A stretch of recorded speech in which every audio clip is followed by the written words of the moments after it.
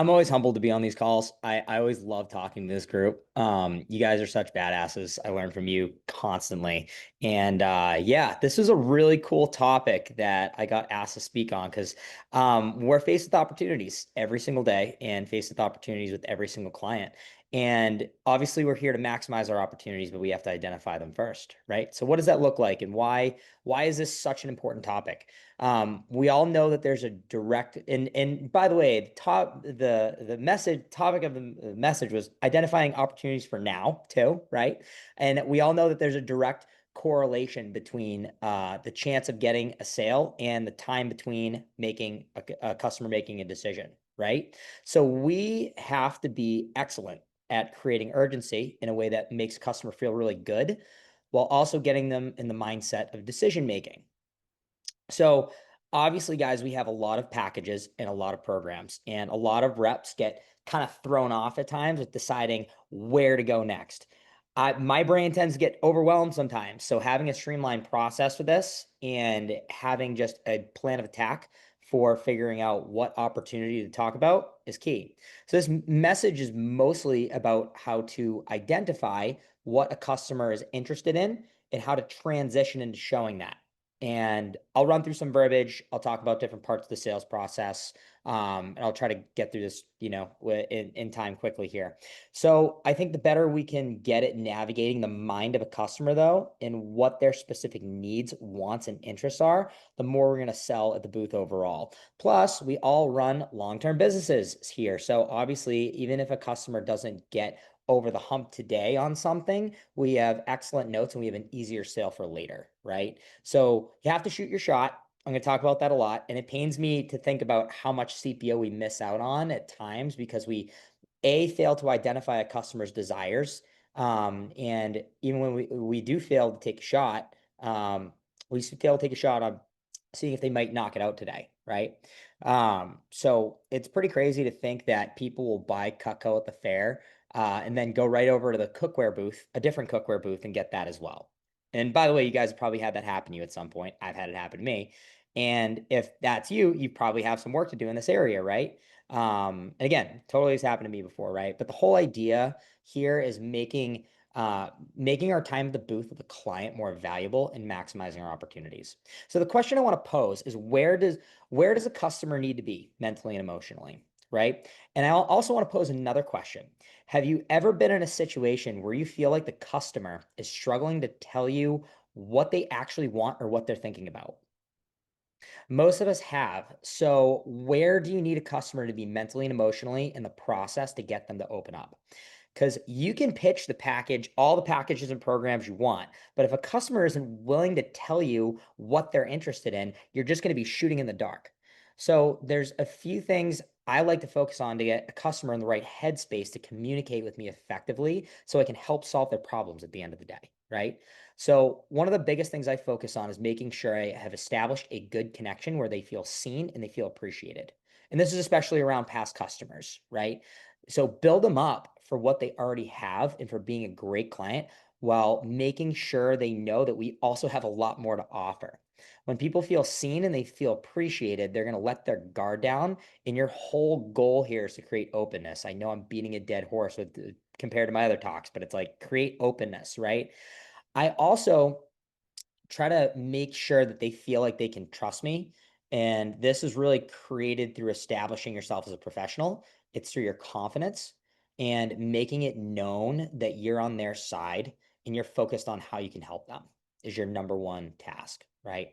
So you want customer thinking, I trust this person enough to tell them what I'm struggling with or what my desires are. I trust this person enough to tell them what I'm struggling with or what my desires are, right? That's that level of trust. I love Calvin talking about the layers of trust, right?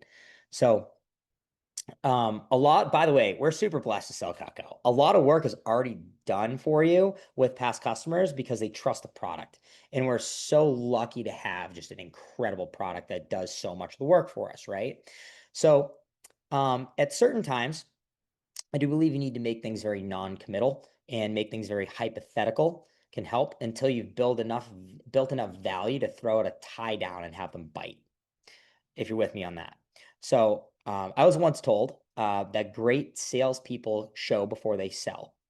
You know, the age old, can I just show this to you just for fun, right? It's such a simple, great line that gets people open. And again, if enough value is built in that moment, they're going to ask for the price or what it looks like to add something on, right? A customer also needs to understand there's more opportunity out there for them with our company. It's painting the picture and creating a vision for a customer to add. Um, I'm constantly working on getting the customer to think, oh, maybe I don't have everything that I need or want. Maybe I don't have everything that I need or want. Right? That's the statement I want them thinking in their head. People don't know what they don't know, and avoiding the customer assumption of, oh, I've got Cutco crossed off the list forever is going to be crucial. We need to avoid that.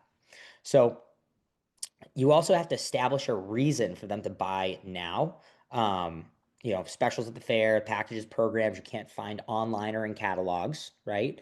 A one versus one, 1v1 consultation with a professional while you're here at the fair, etc.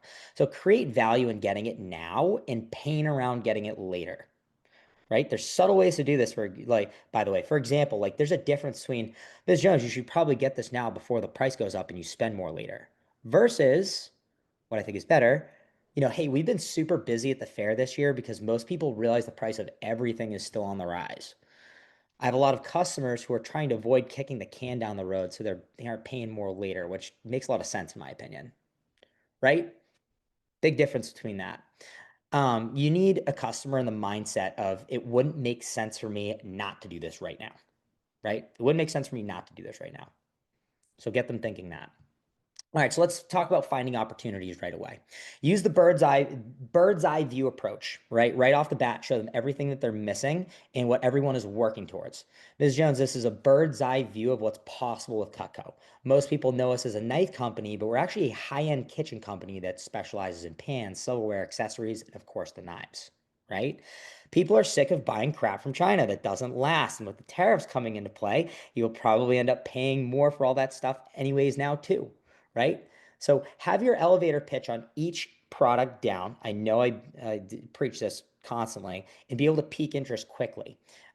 Just completely shatter any thought or objection of I have everything immediately, right? Let people know that it's not out of the ordinary for people to work towards remodeling or upgrading all of their tools in the kitchen. It's not out of the ordinary to do that. Now, how long, obviously, your elevator pitch is for each product, whether it's 10 seconds or 60 to 90 seconds, should be dependent on how engaged the customer is, their attention span. You could, like, for example, you could probably spend a lot more time on your elevator pitches with a past client of yours than someone you randomly just met, right? So I say, most of our customers are thinking about what's next in the lineup to add to their collection. You know your kitchen better than I do, but just out of curiosity, what would probably be the next thing you would look at from Cutco? Would it be the pans, the silverware, the accessories, a gift for someone, or probably just expanding on the knives, right? And by the way, you should finish that statement with whatever they show the most interest in during your elevator pitches, right? Hopefully you're paying attention. Laser in on whatever they express the most interest in and meet them where they're at. For example, if people want individual pieces, I tell them there's a special that we have at the fair where you can actually utilize the upgrade program to get the best pieces. Yes, the 5-piece specials are part of the upgrade program, right? Because people follow programs. So now you're going to have customers that can't decide. And I'll say most people start with expanding their knives. So would you maybe be open to seeing what's new and adding in that department, right? And just pivot to the knives, right? Some people will be interested in a multitude of different packages, right? And that's where I would get them to rank in order of interest. So you can effectively get a roadmap on how to sell them a package or a kitchen or whatever it might be, right? Always start with what they're interested in most. Brian has preached this a million times. Like it's the first sale that's the hardest hump to get over. And after that, it's easy to get people to add. So the initial close is always the hardest. So make it easier on yourself and go for the thing they're most interested in first.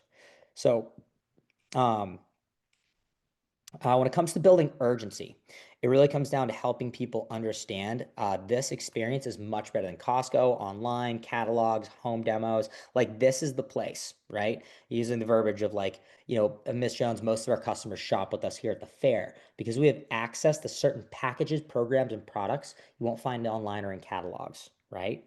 Let them know that this is a unique opportunity to get access to stuff that Cutco doesn't want you to know about, right? If I was Curtis. And work with a professional who's low key and is going to help you find exactly what you want, right?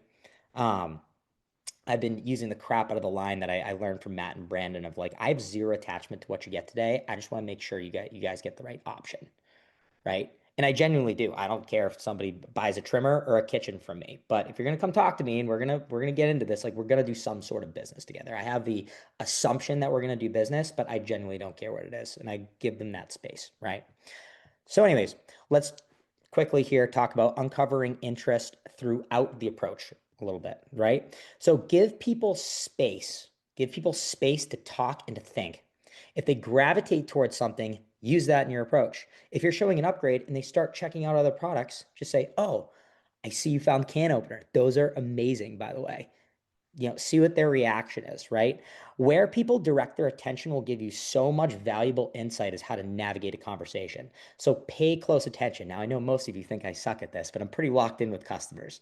So I struggle to pay attention at other times, but customers locked in, baby. So notice throughout your pitch what really resonates with a customer and make sure you use that in the end during your reassurance close. Your reassurance close doesn't have to be the same thing every time. If a customer says they really love all the meat knives, you should probably use that while you're closing. That, oh, it's going to be awesome to finally have all the meat knives in your set, right? So the whole idea behind this is you should be really good at keeping a customer's attention throughout an approach, obviously. But customers are customers. They're inevitably going to get distracted and they're going to want to ask a question in the middle of things. So let them and use whatever they say or do to help you navigate the conversation. Because if you shut it down or ignore it, they're going to feel less understood. And we don't want that. So slow down in your approach so people can get a question in or think about what you're saying or trust you more. One thing I've noticed about top reps who have the best shift averages and the highest average order is they're probably at least 20% slower with their approach. The whole slow is smooth, smooth is fast thing, so true. So, and by the way, I continue to work on that. I'm from Boston. I talk really fast. So, as people open up to you more and get more comfortable and excited, use that as an opportunity to dig in and ask the good question that you might not have gotten a good response to 5 minutes ago. I think a perfect example of this is, by the way, it is completely okay to ask people if they're in the market to upgrade their knives in the kitchen. It's just not going to work if that's the first question out of your mouth and you haven't earned the trust for them to respond to that question truthfully and honestly. You guys with me on that? So I think it's very important. Lastly, here, I don't know how I'm doing on time, but I want to talk about upserving smoothly and effectively. So when I'm upserving, I'll typically use a different piece of literature to remind people what else we have. Use your kitchen brochure or your quad fold or the other side of the kitchen laminate with all the programs on it, right? Um, and find a way to get people to engage with the booth after the initial sale. Like sometimes I'll bring out the other display board that's on my back table and be like, oh, by the way, this is some of the stuff I didn't show you, right? Or bring out the hunting knives or like point at the accessories. Oh, this is some of the other stuff I didn't get to show you, by the way, just so you know what's available. Use your quad folds to gauge more interest, right? It could be like a wish list on the spot. The wish list approach is money. Hey, since I'll be your Cutco guy to work you through for years to come, I'm going to open you up an account and make some notes on what we got today and what we discussed. As a courtesy, I always keep a wish list on file for anything you would maybe want in the future. Not necessarily what you get right now, but anything you like, you want, or you want to give as a gift, even if it's a year, 5 or 10 years from now. It's just out of curiosity, what would be the next thing you guys would probably consider from Cutco, right? It's one of my favorite questions to ask. So shoot your shot, by the way. You never know how actually interested they are until you start building value and use that to gauge your time that you spend with them too. So, hey, since you're here right now, do you mind if I take a couple minutes just to show it to you? Just so you know for the future, right? Very non-committal. I get permission to pitch it and build more value. I'm big on permission, right? Now, and then, I'll also say, hey, now, of course, this is totally something you guys can add down the road. I'm not going anywhere, so your timing is my timing. However, it's not uncommon for people to add our cookware, flatware, upgrade gifts to save a ton of money in the long run. If you're even remotely open to seeing what the pricing on some of the packages are for the cookware, flatware, knives, gifts, etc. I'd be happy to show it to you just to give you an idea. And just to give you an idea. Like, okay, well, show me what are some of the options, right? You're moving the process along. So this is getting permission to sell and go into options, which I'm huge on this step in all of my scripts, right? I just think getting people's permission to show options and step into a consultant mode is an invaluable tie down that most reps miss. Timing on this obviously is going to vary between approaches, but I like to do it once I've identified interest and I build a significant amount of value. So, anyways, I think I'm running out of time here, so I'll wrap You this got, up. you, you got 2 minutes, so land Cool. the plane, take us home. Yeah, so our job basically is to maximize opportunities at the booth. And guys, half the battle is just knowing where your opportunities lie. If we can get better at understanding how a customer operates in the process of buying, we can use that to direct conversations towards larger opportunities. And we're going to continue to grow as a team and grow as a company, which is really exciting. So remember, it's not about you, it's about them, right? And you're the consultant who's required to be in their best interest and help them long term. But we can have bulletproof confidence in the fact that helping people identify and maximize their opportunities with Cutco on the first shot is going to benefit them between the time, money, energy that they can save by ripping the band-aid off now. We can have bulletproof confidence in that. A customer is only going to think as big as you do, and as much of an uncomfortable experience it can be for us when we're trying to switch to a new approach or start showing bigger packages off the bat. It's worth the time and the energy that we spend to figure it out. So what we're doing here is we're setting a new standard for Cutco as a whole, as to what we sell, what we represent, and what people's experience should be for Cutco. So let's think big and let's keep raising the bar. That's all I got for you guys. Oh, is that all? Is that all you've got, Matt? That's all. My God. That was dense. And I mean that in such a complimentary way. There was so much content. I can't wait to hear you give that talk at Net next year. So buckle up, save your notes. Uh that was absolutely fire.